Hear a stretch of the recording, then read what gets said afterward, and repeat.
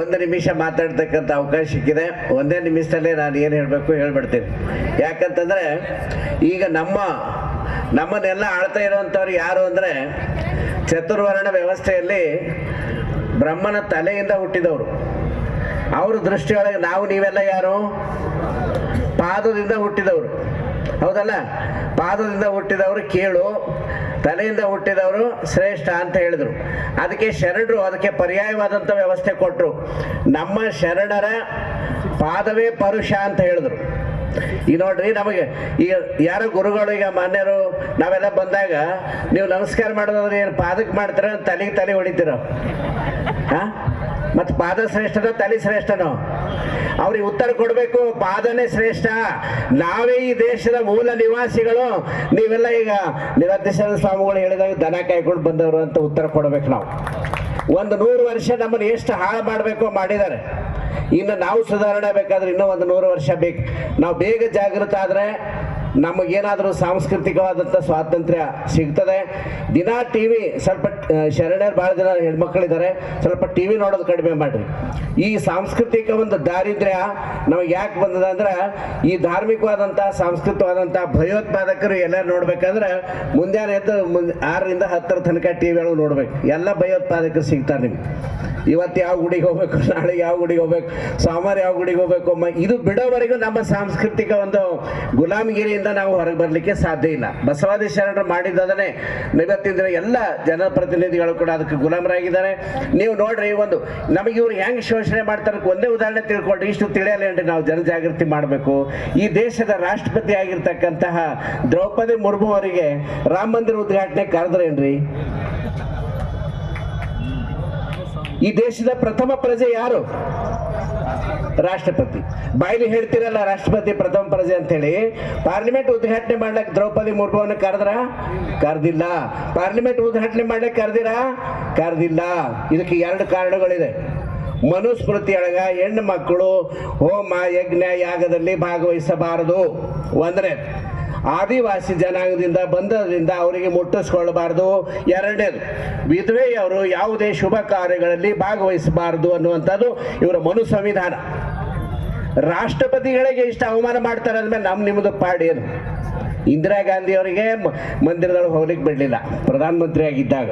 ಈ ಮನುಸ್ಮೃತಿ ಆಚರಣೆಗೆ ಬಂದರೆ ಯಾವ ಸ್ಥಿತಿ ಬರ್ತದೆ ಅನ್ನುವಂಥದ್ದು ನಾವೆಲ್ಲ ಅರ್ಥಕೋಬೇಕು. ಸಿದ್ದಯ್ಯ ಪುರಾಣಿಕರು ಶರಣಕವಿ ಅವರು ಹೇಳಿದಂಗೆ, ಏನಾದರೂ ಆಗು ಮೊದಲೇನಾಗಬೇಕು, ನಾವು ಓದಿ ಬ್ರಾಹ್ಮಣನಾಗು, ಕಾದಿ ಕ್ಷತ್ರಿಯನಾಗು, ವೈಶ್ಯ ಶೂದ್ರನೇ ಆಗು, ನೀ ದುಡಿದು ಗಳಿಸಿ, ಏನಾದರೂ ಆಗು, ಮೊದಲು ನೀ ಮಾನವನಾಗು. ಹಾಡ್ತಿದ್ದೆ ನಾನು, ಸಮಯ ಇಲ್ಲ ಮತ್ತು. ಯಾಕಂದರೆ ಏನಾದರೂ ಆಗು ಮೊದಲು ಮಾನವನಾಗುವಂತ ಈ ಲ್ಯಾಡರ್ ಟೈಪ್ ಆಫ್ ಸೊಸೈಟಿ ಏನಿದೆ, ಬ್ರಾಹ್ಮಣ ಶ್ರೇಷ್ಠ, ಅವನು ಪೂಜನೆ ಮಾಡಬೇಕು ಗಂಟೆ ಹಿಡಿದು, ಮತ್ತು ವೈಶ್ಯರು 2ನೇ ನಂಬರ್, ಶೂದ್ರ 3ನೇ ನಂಬರು, ವೈಶ್ಯರು 3ನೇ ನಂಬರ್, ಕ್ಷತ್ರಿಯ 2ನೇ ನಂಬರ್, ಶೂದ್ರ 4ನೇ ನಂಬರು. ಅವ್ರಿಗಿಂತಲೂ ಕನಿಷ್ಠ ಯಾರು ಅಂದ್ರೆ ಅಸ್ಪೃಶ್ಯರು, ಪಂಚಮ ವರ್ಣದವರು. ಇವ್ರ 4 ವರ್ಣದವ್ರು ಯಾರು ತಲೆ ಮೇಲೆ ಕುಂತಿದಾರ? ಅಸ್ಪೃಶ್ಯರು ಶೂದ್ರ ತಲೆ ಮೇಲೆ ಕುಂತಾರ. ಆ ಶೂದ್ರ ವಜ್ಜೆ ಆಗಿ ಒಂದು ತಲೆ ಸಾಡಿಸಿ ಕೆಳಗೆ ಬಿಟ್ಟ ಅಂದ್ರೆ ಇವರೆಲ್ಲ ಎಲ್ಲಿ ಬೀಳ್ತಾರೆ? ಶೂದ್ರ ಓಟ್ ತಗೊಂಡೆ ನೀವೆಲ್ಲ ಗೆದ್ದು ಬಂದಿದ್ದೀರಿ. ಎಲ್ಲ ದಲಿತರು ನಮ್ಮವರಲ್ಲ, ಲಿಂಗಾಯತರು ನಮ್ಮವರಲ್ಲ, ಜೈನರು ನಮ್ಮವರಲ್ಲ, ಬೌದ್ಧರು ನಮ್ಮವರಲ್ಲ. ಒಂದೇ ಚುನಾವಣೆ, ಒಂದೇ ಓಟು, ಒಂದೇ ಧರ್ಮ. ಹಾಗಾದ್ರೆ ಕೊಡ್ರಿ ನಮಗೆಲ್ಲ, ಈಗ ಜನಿವಾರ ಕೊಡ್ರಿ ಅಷ್ಟು ಮಂದಿಗೆಲ್ಲ. ಎಲ್ಲಿಗೆ ಬ್ರಾಹ್ಮಣರು ಮಾಡ್ರಿ. ಮೊನ್ನೆ ಉತ್ತರ ಪ್ರದೇಶದಾಗ ಒಬ್ಬ ಬ್ರಾಹ್ಮಣ ಹುಡುಗಿ ಹೇಳಿದಾಳೆ, ಕ್ರಾಂತಿಕಾರಿ ಹುಡುಗಿ, ನಮ್ಮದು ಹಿಂದೂ ಧರ್ಮ ಅಲ್ಲ, ನಾವು ಹಿಂದೂ ಅಲ್ಲ, ಹಿಂದೂ ಅನ್ನೋದೊಂದು ಧರ್ಮ ಅಲ್ಲ, ನಮ್ಮದು ಬ್ರಾಹ್ಮಣ ಧರ್ಮ ಅಂತ ಹೇಳಿದಾಳೆ. ಎಂಥ ಸತ್ಯವನ್ನು ಹೇಳಿದಾಳೆ. ಬಹಳ ಕ್ರಾಂತಿಕಾರಿ ವಿಚಾರಗಳು. ಬ್ರಾಹ್ಮಣ ಧರ್ಮವನ್ನು ಎಲ್ಲ ಧರ್ಮದ ಮೇಲೆ ಹೇರ್ತಕ್ಕಂತಹ ಒಂದು ಏಕ ಸಂಸ್ಕೃತಿಯ ಒಂದು ಸಂಸ್ಕಾರ. ಇವತ್ತು ನಮ್ಮ ಲಿಂಗಾಯತರ ಬಳೆಗಳು ನಮಗೆ ಹೇಳಿದ್ರು, ಲಿಂಗ ಬಿಟ್ಟು ಹೋಗ್ರಿ, ನಮಗೆ ವಿಷ ಕೊಟ್ಟೋಗ್ರಿ ಅಂತ. ವಿಷ ಕೊಟ್ಟೋಗ್ರಿ ಅಂತ ಕೇಳಬೇಡ್ರಿ, ಲಿಂಗ ಬಿಟ್ಟು ಹೋಗ್ಬೇಡ್ರಿ ಅಂತ ಕೇಳಬೇಡ್ರಿ. ಯಾಕಂದ್ರೆ ಈಗ ನಾ ಸಂಸ್ಕೃತಿ ಉತ್ಸವ ಮಾಡತ್ತ ಅವ್ರ ಕೊಳ್ಳೆ ಲಿಂಗನೇ ಇಲ್ಲ. ನಾನು ನೋಡಿದ್ದೀನಿ. ಈ ಏನು ಸನಾತನಿಗಳಿದಾರಲ್ಲ, ಅವ್ರು ಕೊಳ್ಳ ಲಿಂಗ ಇಲ್ಲ. ಅವ್ರು ಎಂದೋ ಬಿಟ್ಟು ಹೋಗ್ಯಾರ. ಅವರು ಸನಾತನಿಗಳು ಆಗಿ ಹೋಗಿದ್ದಾರೆ. ಓಟ್ ಕೇಳಕ್ಕೆ ಲಿಂಗಾಯತ್ ಬೇಕು, ಲಿಂಗಾಯತ್ ಪ್ರತಿನಿಧಿ ಆಗಬೇಕು, ಮಿನಿಸ್ಟ್ರಿ ಕೋಟ್ ಹಾಕಬೇಕು, ಲಿಂಗಾಯತರು ಬೇಕು. ಧರ್ಮ ಬೇಡ, ಲಿಂಗಾಯತರು ಬೇಡ. ದಿನ ಎದ್ದು ಹೋಮ ಹವನ ಮಾಡುವಂಥವ್ರಿಗೆ ಯಾವ ಲಿಂಗಾಯತರು ಅಂತ ಕರೀತಾರೆ? ಅವ್ರು ಸನಾತನ ಧರ್ಮಕ್ಕೆ ಎಂದೋ ಸೇರ್ಕೊಂಡು ಹೋಗ್ಯಾರ, ಮತಾಂತರ ಎಂದೋ ಮಾಡಿದ್ದಾರೆ. ಅದಕ್ಕಾಗಿ ನಾವು ಅವ್ರ ಬಗ್ಗೆ ಚಿಂತೆ ಮಾಡಬಾರ್ದು. ನೀವು ಈ ಧರ್ಮದಲ್ಲಿ ನಿಮಗೆ ಯಾರು ಆ ಕುಂಭಮೇಳಕ್ಕೆ ಹೋಗ್ತೀರಿ, ಯಾರು ಸನಾತನಿಗೆ ಸಪೋರ್ಟ್ ಮಾಡ್ತೀರಿ, ಲಿಂಗಾಯತ್ ಕೋಟದ ಟಿಕೆಟ್ ಕೊಡಬೇಡ್ರಿ ಅಂತ ಹೇಳ್ರಿ. ಲಿಂಗಾಯತ್ ಕೊಟ್ಟ ಮಿನಿಸ್ಟ್ರಿ ಕೊಡಬೇಡ್ರಿ ಅಂತ ನಾವು ಹೋರಾಟ ಮಾಡ್ಬೇಕು. ವಿಷ ಕೊಟ್ಟು ನಾವು ಸಾಯ್ತೀವಿ, ಅವ್ರಿಗೆ ಅದೇ ಬೇಕಾಗ್ಯದ. ನಾವೆಲ್ಲ ಸತ್ತು ಹೋದ್ರೆ ಅವರೆಲ್ಲ ಮೆರಿಬೇಕಂತಾರ. ವಿಷ ಕೊಡು ಅಂತ ಕೇಳೋದು ಬೇಡ, ಓಟ್ ಕೊಡಬೇಡ್ರಿ ಅವರಿಗೆ. ಯಾರು ಲಿಂಗಾಯತ ಧರ್ಮ ಬಿಟ್ಟು ಕುಂಭಮೇಳಕ್ಕೆ ಹೋಗ್ತಾರೆ, ಶರಣ ಮೇಳ ಗೊತ್ತಿಲ್ಲ ಇವಕ್ಕ, ಕೂಡಲ ಸಂಗಮ ಗೊತ್ತಿಲ್ಲ, ಕುಂಭಮೇಳಕ್ಕೆ ಹೋಗ್ತಾರೆ. ಮೊನ್ನೊಂದು 10-20 ಮಂದಿ ಸ್ವಾಮಿಗಳು ಭೇಟಿ ಆದಾಗ ಇಷ್ಟು ಜನ ಸಂಖ್ಯೆ ಸ್ವಾಮಿಗಳೆಲ್ಲ ಬಂದ್ರಲ್ಲಪ್ಪ ಅಂತ ಖುಷಿಯಾಗಿತ್ತು ನನಗೆ. ಅದು ಹೊರಗೆ ಬಂದ್ಮೇಲೆ ಕೆಲವ್ರು ಮಾತಾಡ್ತಾ ಇದ್ದು, ನಿಮ್ಮ ಟಿಕೆಟ್ ಆಯ್ತಾ ಕುಂಭಮೇಳಕ್ಕೆ ಹೋಗ್ಲಕ್ಕ ಅಂತ. ದುರಂತ್ರಿ ಅಪ್ಪ, 4 ಮಂದಿ ಸ್ವಾಮಿಗಳು ಈ ನಿಮ್ಮದು ಕುಂಭಮೇಳ ಟಿಕೆಟ್, ಇದಕ್ಕೆ ಕುಂಭಮೇಳಕ್ಕೆ ಹೋಗಕ್ಕೆ ಟಿಕೆಟ್ ಆಗಿದೆ ಅಂದರೆ ಫ್ಲೈಟ್ದು ಮಾಡ್ಸಾರೇನ್ರಿ ಅಂತ.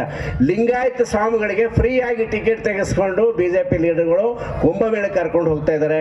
ನಾನು ಭಾಳ ಸಮಯ ತೊಗೊಳೋದಿಲ್ಲ. ಒಂದ್ಸಲ ಕುಂಭಮೇಳದಾಗ ಒಬ್ರು ಏನಾಗಿದ್ದು ಸ್ನಾನಕ್ಕೆ ಹೋಗಿರ್ರಿ, ಸ್ನಾನಕ್ಕೆ ಹೋಗಿ ಅವ್ರು ಬರ್ತಾ ಇರ್ತಾರ, ಬತ್ತಲೇ ಬರ್ತಾರ್ರಿ, ಅಂಡ್ರವೇರ್ ಇಲ್ಲ, ಬರೀ ಇಲ್ಲ, ಏನಿಲ್ಲ. ಆ ಜನ ಏನು ಮಾಡಿದ್ರೆ ಅಗೋರಿ ಬಾಬಾ ಅಂತ ಕಾಲು ನಮಸ್ಕಾರ ಮಾಡ್ಬೋದು. ಏ ನಡಿ ಅಂತೇಳಿ ಬೈತಾ ಇದ್ದವ. ಈ ಬಾಬಾ ಯಾಕೋ ಸಿಟ್ಟಾಗ್ಯಾರ, ಆಶೀರ್ವಾದ ಮಾಡ್ರಿ ಅಂತ ನಾವು.